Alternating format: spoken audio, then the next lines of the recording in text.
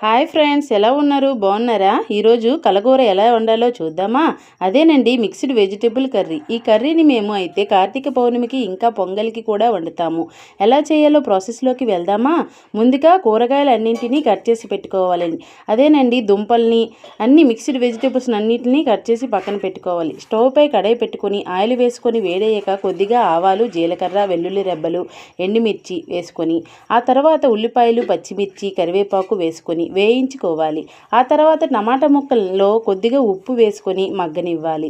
ఆ తర్వాత కొద్దిగా అల్లం వెల్లుల్లి పేస్టు వేసుకొని పచ్చివాసన పోయేంత వరకు వేయించుకొని ఆ తర్వాత ముందుగా కట్ చేసి పెట్టుకున్న వెజిటేబుల్స్ అన్నింటినీ వేసుకొని కాసేపు మగ్గనివ్వాలి. ఆ తర్వాత అందులో రుచికి సరిపడా ఉప్పు, కారం, పసుపు, గరం మసాలా వేసుకొని కాసేపు అలా కలుపుకొని సరిపడా వాటర్ని యాడ్ చేసుకొని ఉడికించుకుంటే ఎంతో రుచికరమైన మిక్స్డ్ వెజిటబుల్ కర్రీ రెడీ అయిపోతుంది.